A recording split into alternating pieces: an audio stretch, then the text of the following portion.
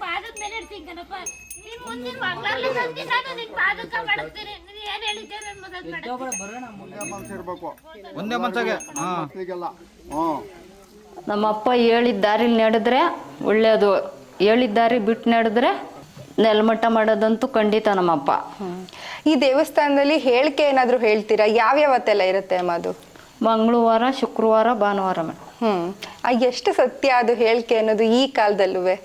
ಒಂದು ಫಲದಲ್ಲಿ ಅವ್ರಿಗೆ ಏನೇ ಕಷ್ಟ ಇರಲಿ, ಏನೇ ಆಗಿರಲಿ, ಅವ್ರ ತಳ ಬುಡ ಎಲ್ಲ ಬಿಡಿಸಿ ನಿನಗೆ ಇಂಥದ್ದೇ ಐತೆ ಅಂತ ಕರೆದು ಒಂದು ಫಲ ಕೊಟ್ಟರೆ ಹುಷಾರು ಮಾಡ್ಕೊತಾನೆ. ಒಂದು ಅರಿಕೆ ಮಾಡ್ಕೊಂಡಿರ್ತಾರೆ, ನಾವು ಗೂಡಿಗೆ ಮನೆಗೆ ಕರ್ಕೊಂಡು ಹೋಗ್ತೀವಿ. ನಮ್ಮ ಮನೆ ನಿಂತೋಗಿರ್ತೈತೆ, ಈಗ ಅವ್ರಿಗೆ ನಡೀತಾ ಇರಲ್ಲ ಆ ಕೆಲಸ ಆದರೆ ನಾನು ಬಸಪ್ಪನ ನಮ್ಮ ಗೂಡಿಗೆ ಕರ್ಕೊಂಡೋಗಿ ಪಾದ ಪೂಜೆಗೆ ಕರ್ಕೊಂಡು ಹೋಗ್ತೀವಿ ಅಂತ ಅರಿಕೆ ಮಾಡ್ಕೊಂಡಿರ್ತಾರೆ.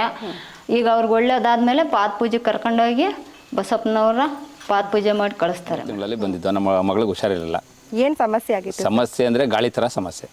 ಕಷ್ಟ ಅಂದರೆ ಮೇಡಮ್ ನಾನು ಕಮ್ಮಿ ಒಂದು 2 ಲಕ್ಷ ರೂಪಾಯಿ ಖರ್ಚು ಮಾಡಿದ್ದೀನಿ.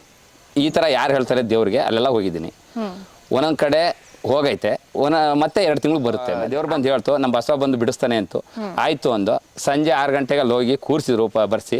ಅಲ್ಲಿ ಬಸವ ಹೋಯ್ತು, ಫುಲ್ಲು ಜಡೆ ಸುತ್ಕೊಂಡು ಅದು ಬಂದೇ ಇರಲಿಲ್ಲ. ಜಡೆ ಸುತ್ಕೊಂಡು ಮ್ಯಾಕ್ ಕೆಳಕೊಂದ್ಸಲಿ ಬಿಡ್ತು. ಆವಾಗ ಒಂದು ಕಡೆಯಿಂದ ನಿಜ ಹೇಳ್ತು.